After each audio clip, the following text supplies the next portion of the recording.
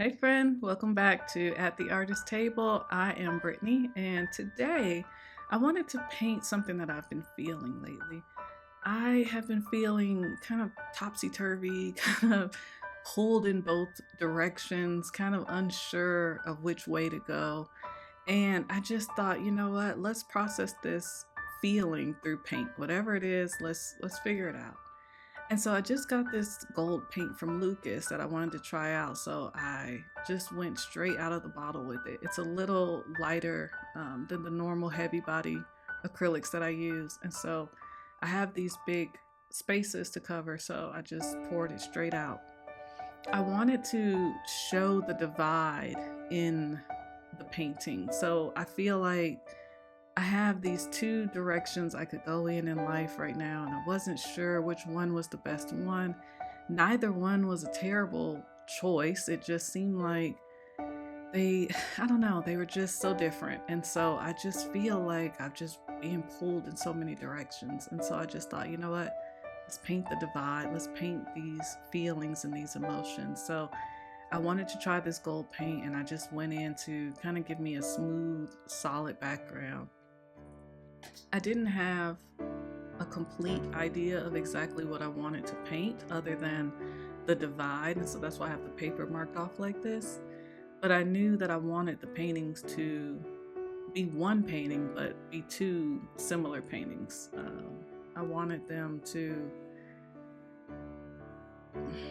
what's the word? I wanted them to share a likeness without being identical, and that was the only real thought that I had in my mind when I was painting these. And so I'm just gonna go in and cover up the background with this gold, and then I'll show you kind of the process that I went through trying to decide exactly how I was going to process these various emotions and these different feelings. And there's nothing much better, I don't think, than processing things through paint. You get your hands moving, get your body moving, you can kind of settle your mind. And being intuitive, though, it kind of causes me a little bit of anxiety because I don't know where this painting is going. I don't know what I'm doing. I'm just trying to figure it out as I go, but that's also part of the fun.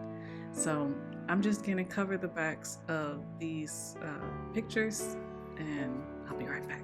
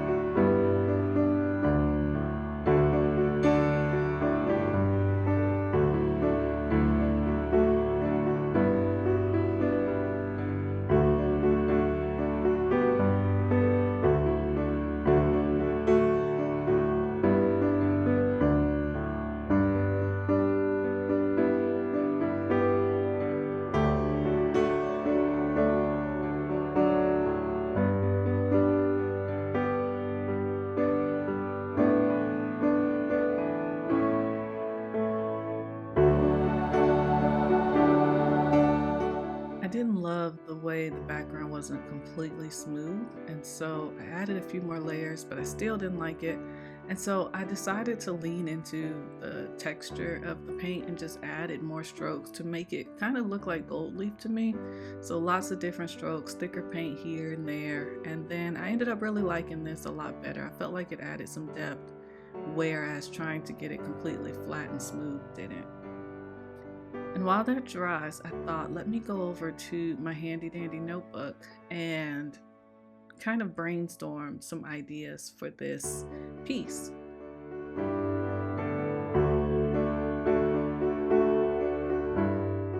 And I just thought, instead of just going in with what I think I normally do, let me just take a minute to try and visualize what might happen and not have to start all the way over if I don't love it. So I just grabbed the Posca markers and drew some little miniatures of what I thought the painting might end up looking like, with some different ideas that I had in mind.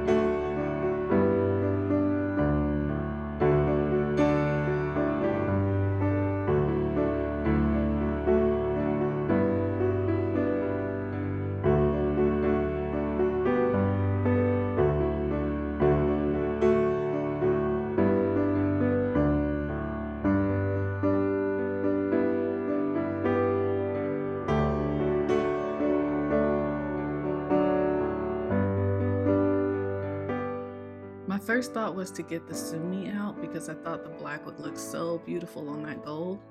And to represent the sumi, I'm just using this black calligraphy marker.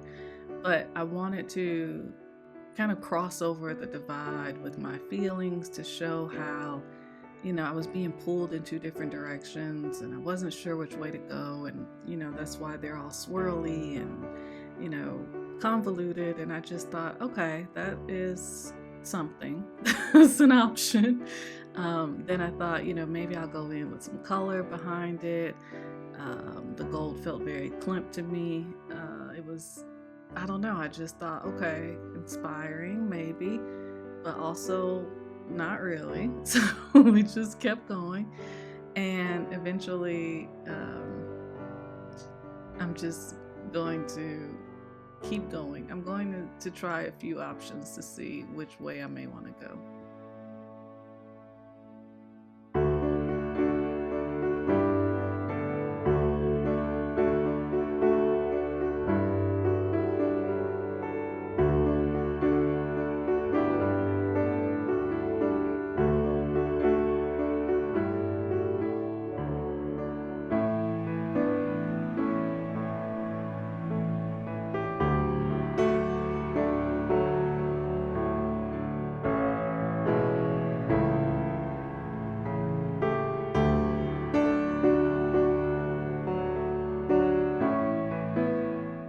With this one, I thought, okay, why don't you paint the divide? Paint how you feel like you're in the middle of these two directions in life and you're not sure which way to go and you're feeling very torn and, just divided about the whole thing. And, there's good on both sides, but here you are in the middle. So I said, why not paint the divide and see how you like that? Again, I was still with the sumi because I thought that it would be so beautiful. I love sumi ink so much, but I rarely use it, and so I was really trying to make this work with the sumi, and this was the idea, to just kind of paint the middle to show, the anxiety around or in between the two decisions.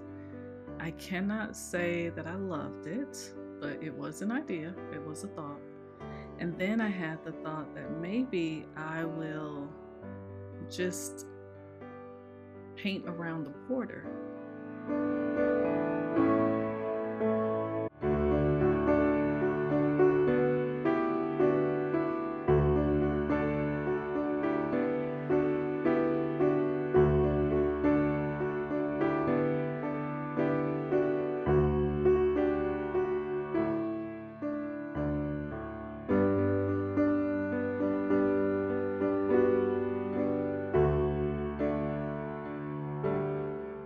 There's going to be a border around the image, and I said, oh, that could be kind of cool if you take the sumi all the way around the image. Maybe that would be interesting, that would be different, something that you may not have done before. It might, I don't know, it might work. And so that's what I'm doing now. It's like, okay, let's see what it might look like to do some line art with the sumi around the entire border of the image. And as I did it, I said, okay, that's something, that's going somewhere. But then I thought, well, what do you do with these giant gold squares? Do I just leave them gold, or do I try and decorate them also? So yeah, here we are. We're deep in the brainstorming session, but we're gonna figure this thing out.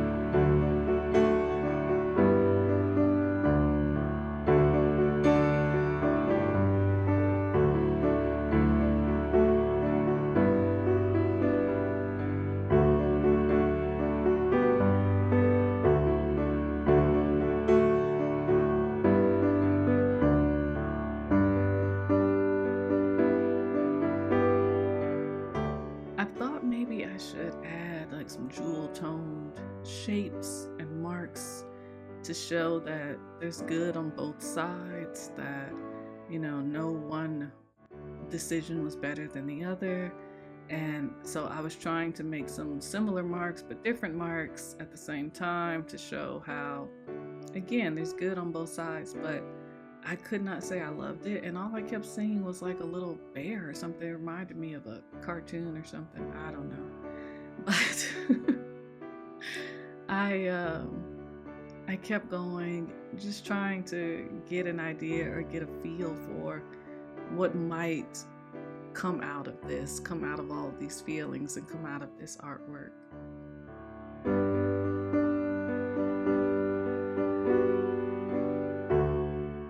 So even during my brainstorming session, I hadn't found a path, but I still grabbed the sumi and thought, okay, we will just dive in intuitively, and we will react and respond to what we see, and maybe something good will come of it. We will see shortly. And so I'm just removing the tape to get started to reveal the border, because I still believed that something was going to go around this border. But the more that I stepped back and looked at it, and the sun shined on it and it glittered and reflected in the daylight, I thought this really looks like a chinoiserie style painting. The gold was just so beautiful in person, and I looked at it and looked at it and looked at it, and I thought, well, why not paint a chinoiserie? Why not draw a tree that crosses the divide, that goes across both sides, and let it be representational of these feelings, of the fact that you could go either way, that you can bloom on both sides. It doesn't have to be either or. One side doesn't have to be better. Both options are good, and you can thrive in either one. I guess maybe that's a deeper metaphor for life, that no matter our circumstances, we can still thrive and have peace and enjoy all of the beauty God created. And maybe that's the lesson I needed to learn through all of this, and I have already learned it before we even get started.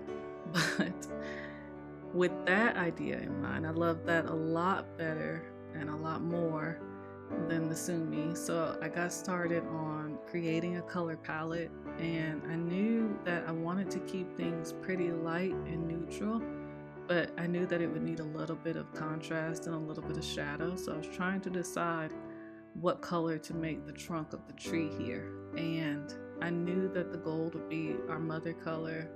And so I'm just playing around with some warm grays, with some tans, with mixing white in there, and there's even some fallow in there, some kind of a mustard yellow color, because I was just sure that I was going to be able to use the fallow, and I ended up not being able to use it at all. It just didn't work with the color palette, but I love fallow so much. I kept trying and trying and trying, but eventually I had to let that dream go, and eventually come up with a really good color palette. And I think that these colors all worked really well together.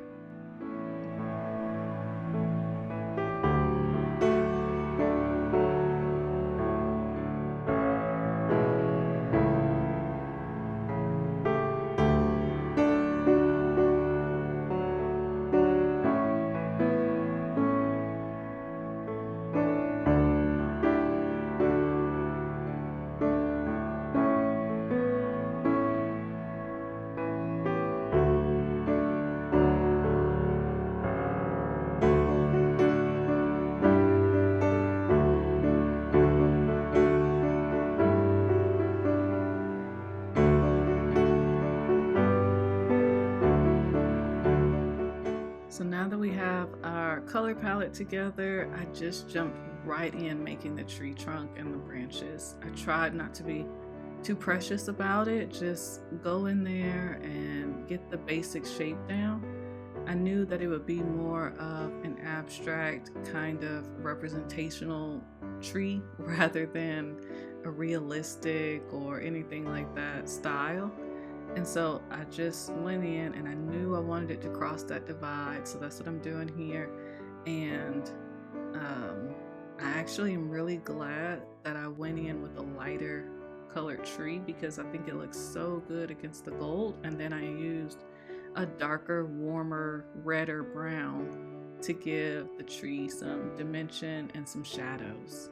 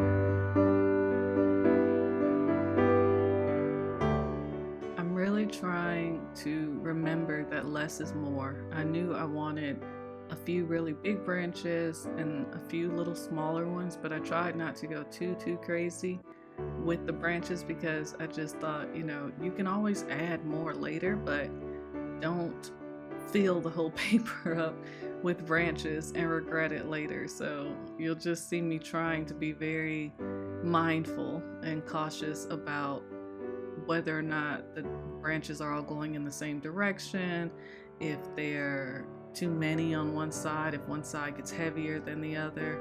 So I'm really trying to rein myself in here and not go too heavy on the branches.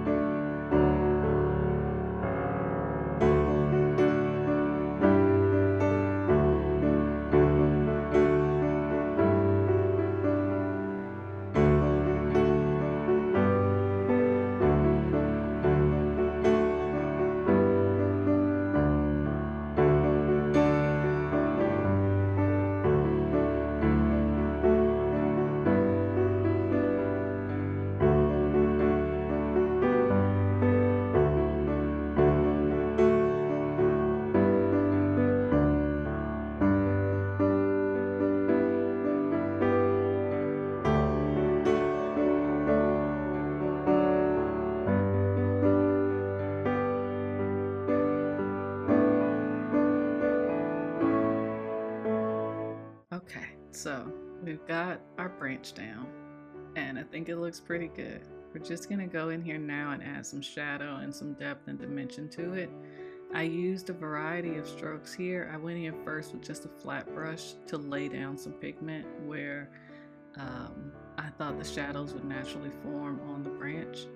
And at first it was really great, and then I started to add some little flickering strokes like this just to give it some variation in the pattern and in the overall picture, so that when you step back it's not just long swaths of brown all over the branch.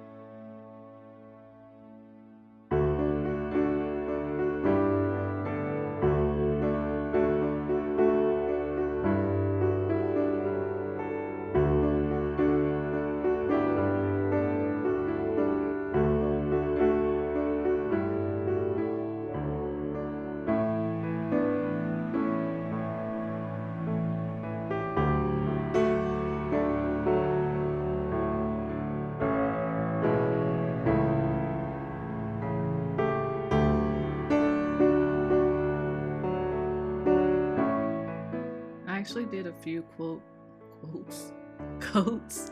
I did a few coats of the shadow color so that again it could have more dimension. I left some of the shades lighter, some of them darker, lots of different strokes and different techniques.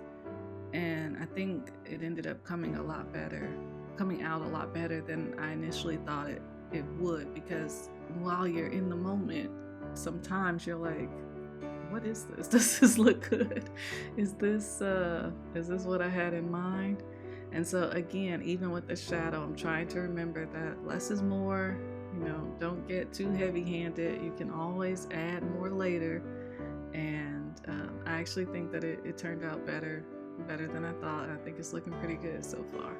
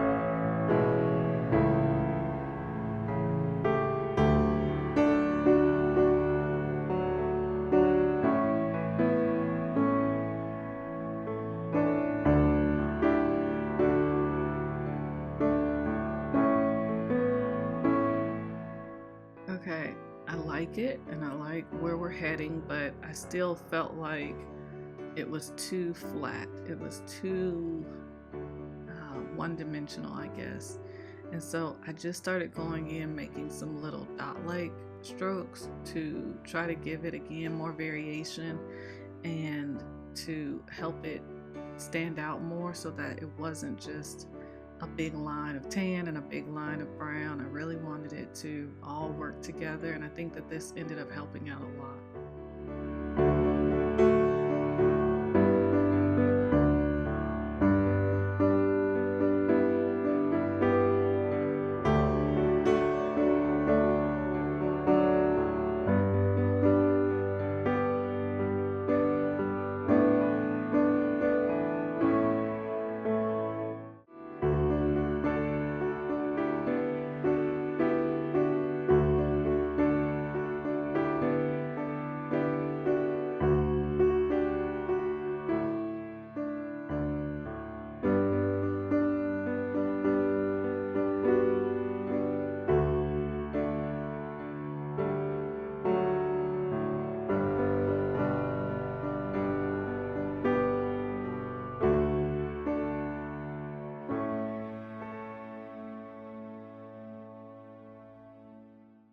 For the blooms, I knew that I was going to mix white and gold, and maybe even a little bit of a tan color, maybe a little tiny bit of that red in there that we use for the shadows. But I wasn't sure which one exactly to go with, and so here's my little sample card to see which one I like. And so I ended up using a little bit of gold, a lot of white, and just a little bit of like a warm gray color that we used on the branch. So now I'm just going to dab forever. And again, remind myself that you can always add more. Take your time. You don't have to fill up the whole page. And I thought that these blooms actually looked really whimsical, really pretty. And so I was really excited about the way this was coming together and what it all represented. And yeah, I'm feeling really good right here.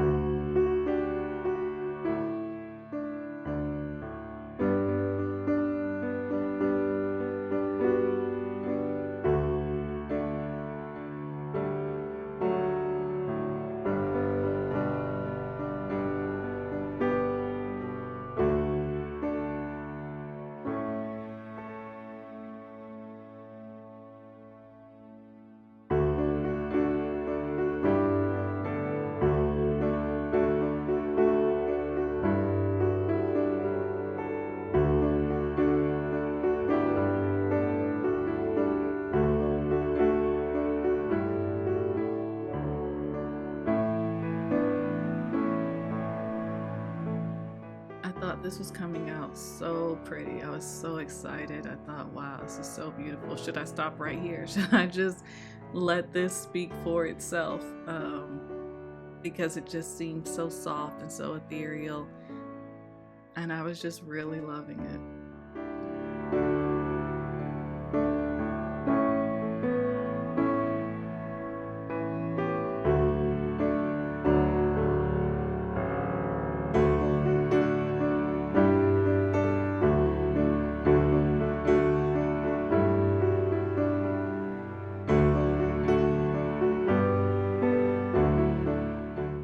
didn't have a branch here, but when I stepped back and looked at it, I realized there was a lot of empty space down here. And so I just put the flowers there. I didn't even worry about making another branch. And I think they worked out just fine, but I'm glad that I did because it needed something else down in this lower right hand corner.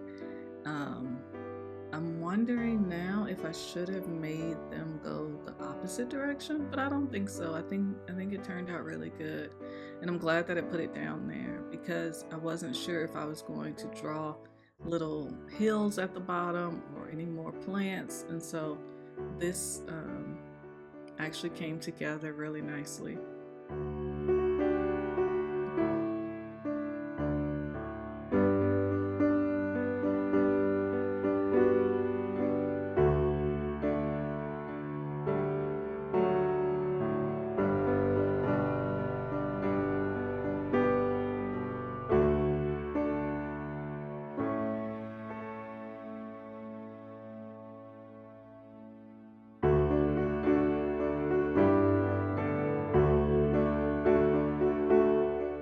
And what is a chinoiserie inspired painting without butterflies?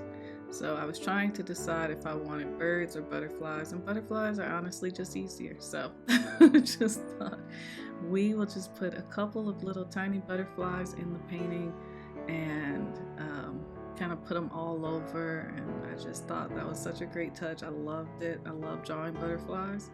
They're so cute to me, and just I don't know. I guess part of the transformation also. So yeah, lots of little butterflies all throughout, and I think they really added a good touch to the painting.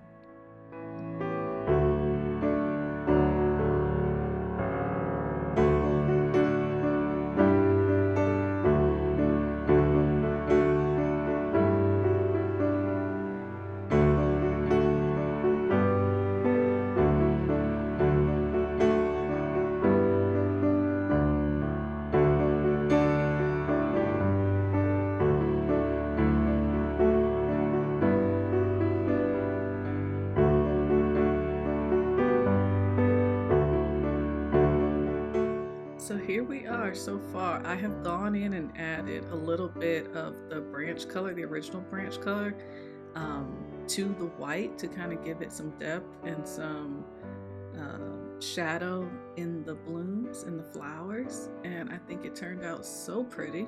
And then I painted a few of the butterflies with that same pinkish tan color, and I just thought, wow, this is so lovely. This is so beautiful.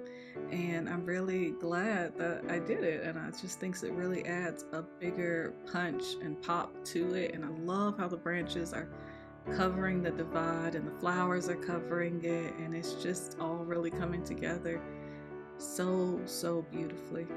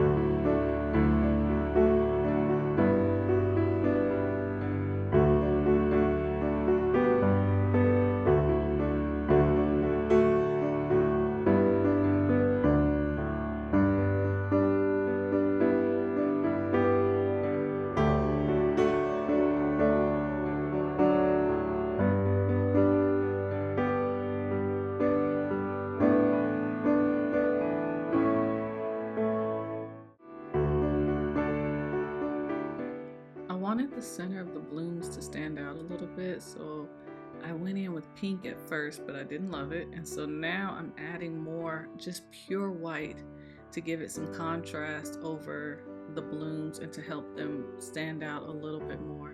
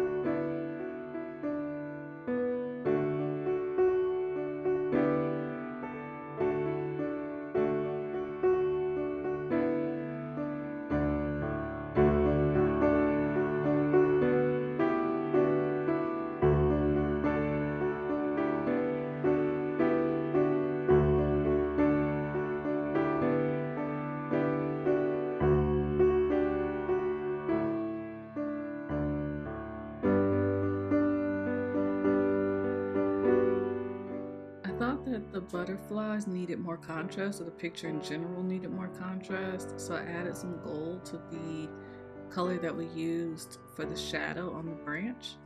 And I went in to darken all the butterflies, at least the body of some, the wings of others, just to make them stand out a little more.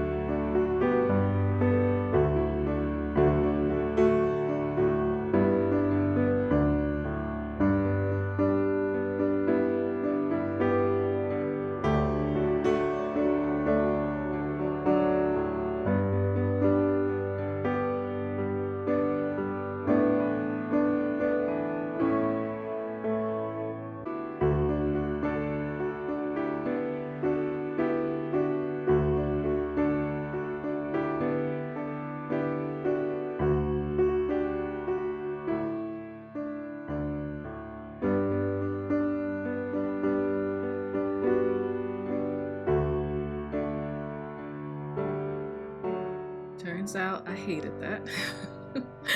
But the red in real life was just way too loud for the painting. The contrast was way too high.